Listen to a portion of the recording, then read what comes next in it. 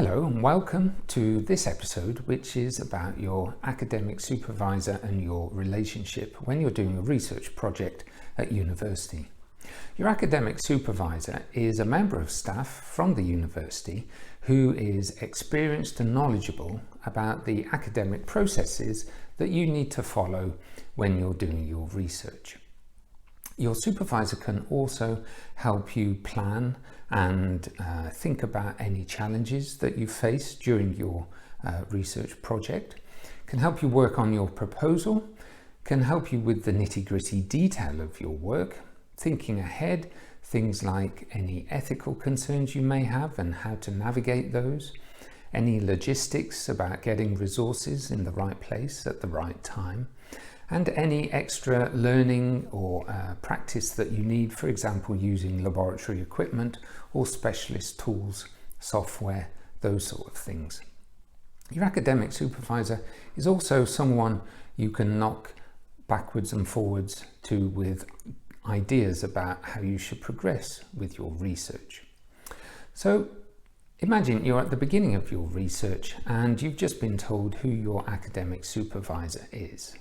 Perhaps that person is the academic member of staff who has control of the funding for your research, or perhaps the academic member of staff is just someone in the department who's been tasked to look after you and your research project. It doesn't really matter. Especially if you don't know that person very well at the beginning, I would suggest that you use a first meeting with your supervisor to start off on a positive step.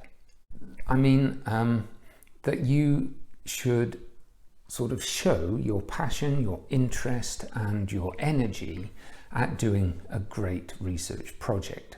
After all, you want to get a first-class degree, right? So you need to show that you're capable and able to do that sort of first-class work.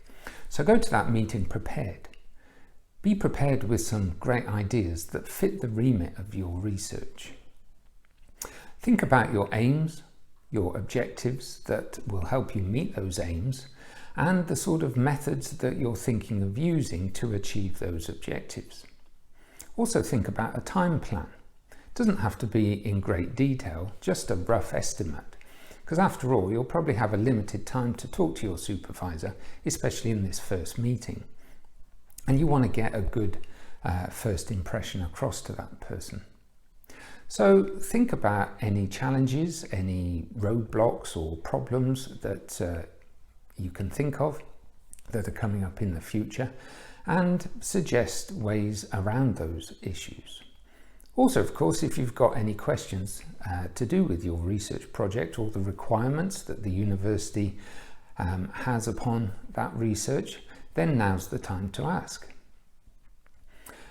But don't forget, your academic research supervisor isn't going to probably chase you for work, isn't going to chase you to submit your work in terms of the deadlines that you have to meet.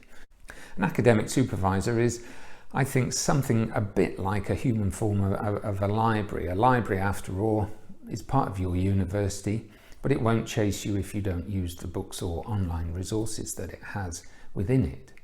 Similarly, an academic supervisor is probably not going to have time to chase you to submit work on time or to do other deliverables that you've agreed to.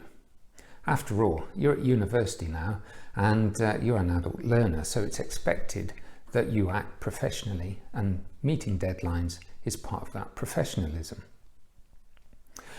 At the end, or towards the end of your first meeting with your supervisor, I would, if I was you, just go back and summarize the key points that you've discussed.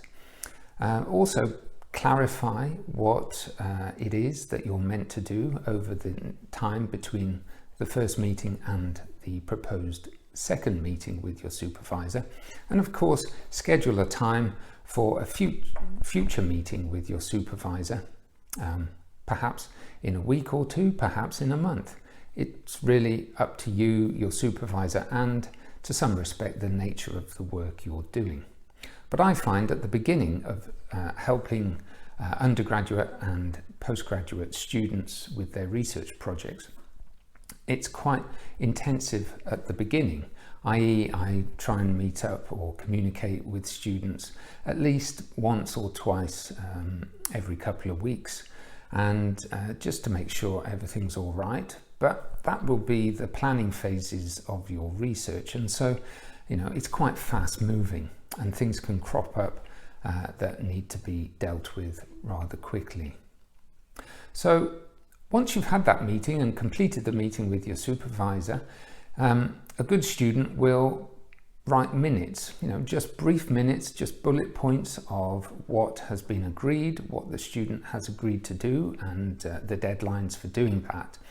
And I would expect students to email that to me to just clarify that I understand what's been agreed as a supervisor, but also, and most importantly, that the students understand what it is that they've agreed to do and what's required for the success of their research project. Again, I wouldn't chase for those sort of things. I think it's a useful tool for students to be able to do by themselves.